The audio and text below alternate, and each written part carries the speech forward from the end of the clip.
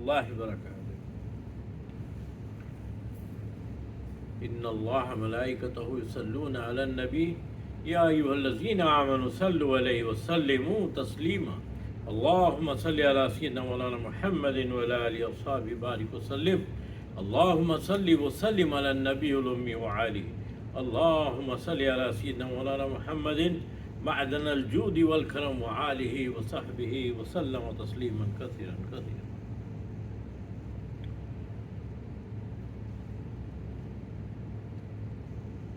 اللہ تبارک و تعالیٰ کا ارشاد ہے کہ والذین آمنوا اشد حبا للہ. صدق اللہ العظیم وصدق رسولہ النبی الکریم.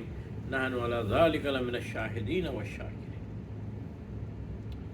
والذین آمنوا اشد حبا للہ، یعنی جو ایمان لائے ہیں، جو ایمان لائے ہیں یا جو ایمان والے ہیں، اشد حبا للہ، اللہ سے محبت کرتے ہیں. اشد مینس شدید، کثرت سے، انتہا نہیں، اتنی محبت کرتے ہیں. ٹھیک ہے، اللہ کا کلام ہے کہ جو ایمان لے آئے، وہ جو ایمان والے ہیں وہ اللہ سے محبت کرتے ہیں. ٹھیک ہے، بات صحیح ہے، اللہ کے کلام ہے. مگر مصطفیٰ صلی اللہ علیہ وسلم کیا کہتے ہیں؟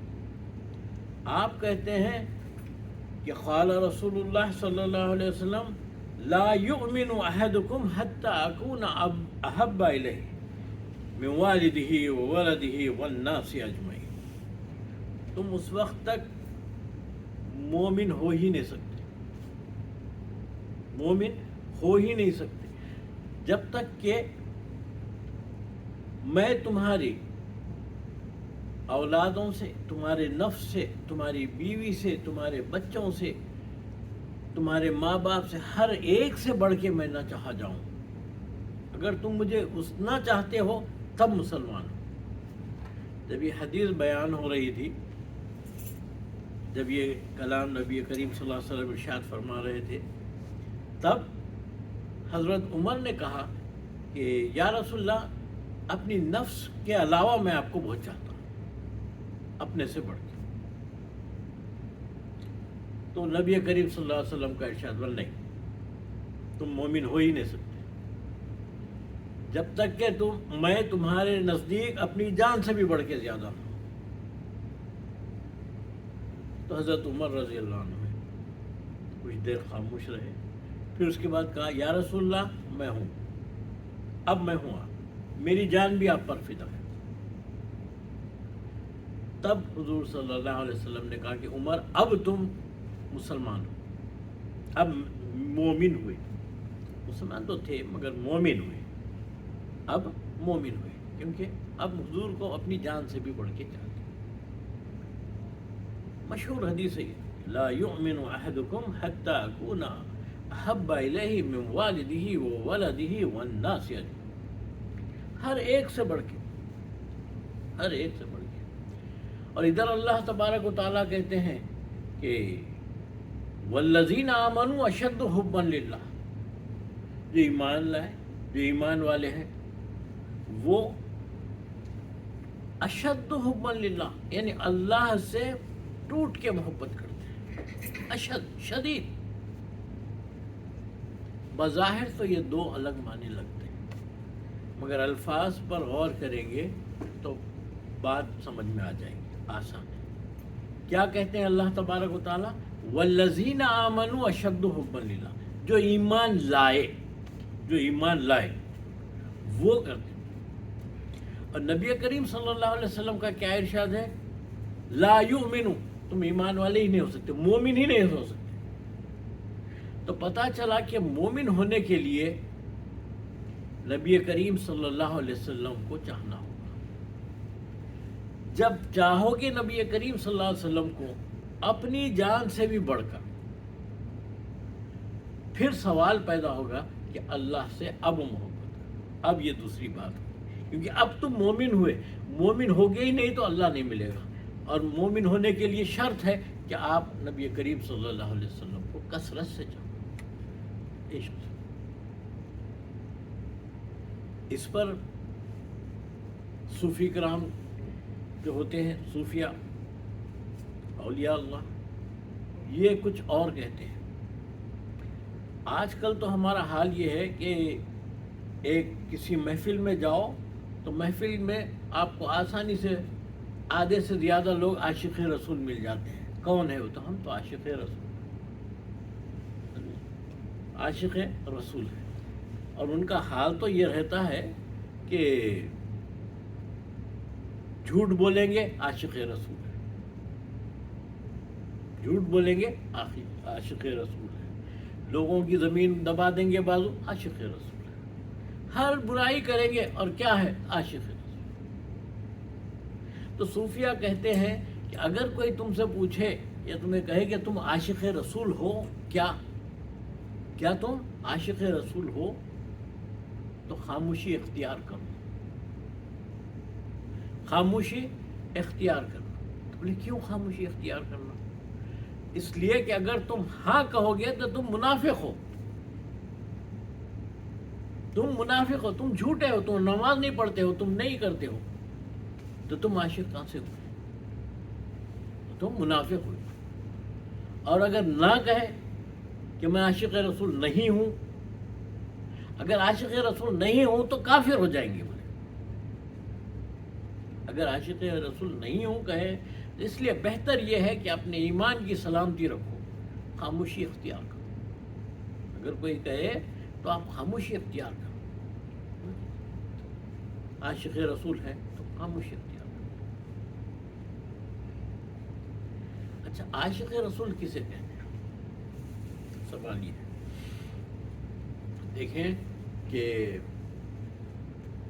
ہماری محبتیں ہمارے والدین کے ساتھ ہیں، اپنی اولاد کے ساتھ ہیں، ہماری محبتیں اپنے بھائی بہنوں کے ساتھ ہیں، اپنے والدین کے ساتھ، یہ سارے سب محبتیں ہیں۔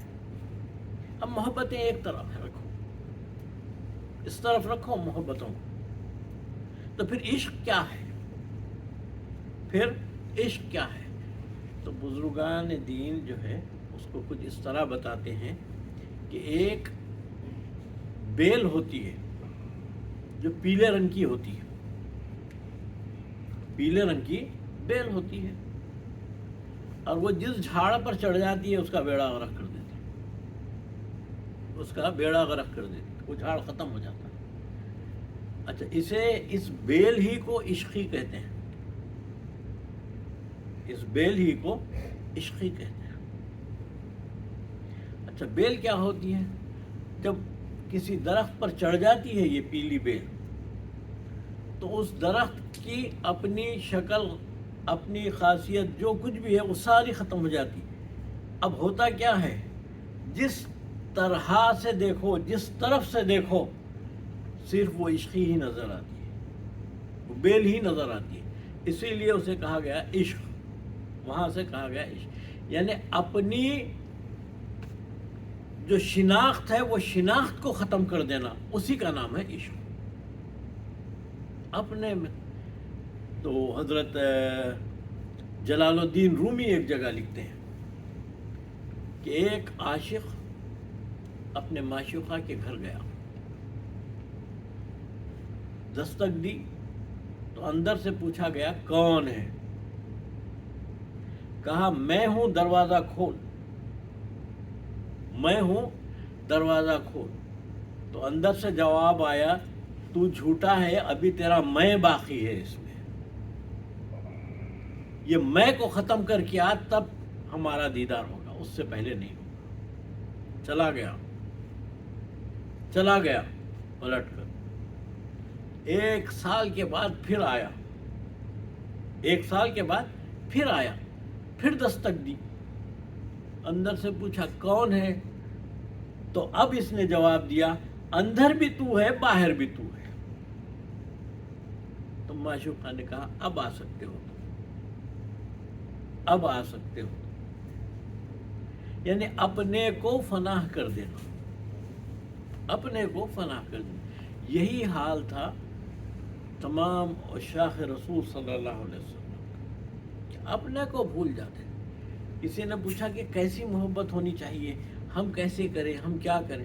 تو جواب آیا کہ ایسے کرنا چاہیے کہ لوگ دیکھیں تو کہیں مجنون ہے یہ پاگل ہے، یہ مجنون ہے، یہ کہنا.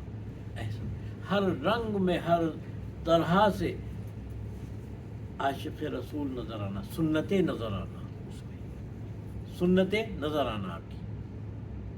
نبی کریم صلی اللہ علیہ وسلم کی سنت ہونی چاہیے ہر لحاظ سے، اور وہ ہے عشق.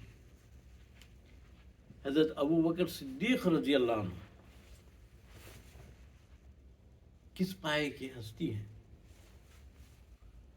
بعد الانبیاء و رسول بالتحقیق افضل البشر یہی ہے. بعد الانبیاء و رسول، اگر انبیاء اور رسولوں کے بعد کوئی ہے افضل انسان بشر تو وہ حضرت ابو بکر صدیق رضی اللہ عنہ. اور اس پہ متفق ہے ہر کوئی متفق. آپ کے تعلق سے مشہور ہے کہ آپ سے کے منہ سے کباب کی بو آتی تھی، ہمیشہ کباب کی بو آتی تھی. تو لوگ آپس میں کہتے تھے شاید کباب کھا کے آ رہے ہیں، شاید کباب. تو ان کے صاحبزادے نے پوچھ ہی لیا کہ بابا آپ کباب کھاتے ہیں کیا؟ سب لوگ کہتے تھے کہ آپ کباب کی بو آتی ہے، آپ کباب. تو آپ نے کہا کہ جس کے قبضہ قدرت میں میری جان ہے اس رب کی قسم میں کباب نہیں کھاتا ہوں. لیکن میری یہ جو کیفیت ہے، میری یہ جو کیفیت ہے، جس دن سے نبی کریم صلی اللہ علیہ وسلم نے پردہ فرما لیا اس دن سے میری یہ حالت ہے کہ ان کے غم میں میرا حال یہ ہے کہ اندر سے میرے سینے میں جل گیا ہے سینہ میرا. تو وہی بو آتی ہے تم کو. اس طرح سے عشق کرنا ہوگا، اس طرح سے نبی کریم صلی اللہ علیہ وسلم سے محبت کرنا ہوگا. ہماری چال، ہمارا اپیرنس، ہمارا دیکھنا دکھانا، بولنا بات کرنا، ہر معاملے ہمارے عین سنت کے مطابق ہونی چاہیے. اور یہی ہے عشق. تو نبی کریم صلی اللہ علیہ وسلم کو اس طرح سے چاہنا ہوگا. جب اس طرح سے چاہنا ہوگا اور ہم اس طرح سے چاہیں گے تب کوئی عجب نہیں کہ ہمیں دیدار مصطفیٰ صلی اللہ علیہ وسلم بھی ہو جائے. آپ نے وہ مشہور اشعار سنے ہوں گے کہ بلغ العلا بکمالہ کشف الدجا بجمالہ حسنت جمیع خصالہ. اب یہ تیسرا مصرع آ گئے تھے، چوتھا نہیں آتا، چوتھا مصرع نہیں آتا. ٹہل رہے ہیں،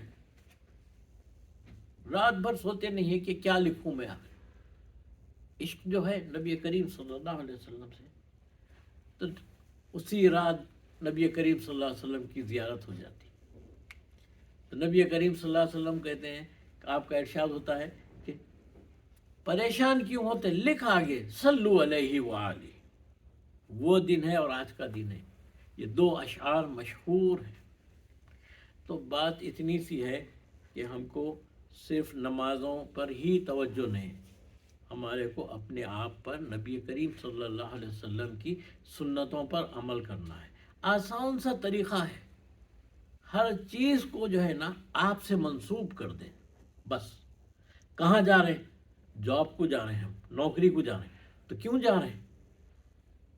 نیت یہ ہونی چاہیے کہ اللہ کے رسول نے کہا ہے کہ محنت کرو، میں محنت کروں گا. پیسے لا کر گھر میں دیتے ہو تو یہ نیت رکھو کہ ہم کو دینا ہے، ہم پر ذمہ داری ہے، ہماری اہل و عیال ہے، ہمارے بچے ہیں، ہماری بیوی ہے، سب ہے، ماں باپ ہے، جو کچھ بھی ہے. تو والذین آمنوا اشد حبا للہ. اور پھر لا یؤمن احدکم حتی اکون احب الیہ من والدہ وولدہ والناس اجمعین. صدق اللہ العظیم وصدق رسولہ النبی الکریم.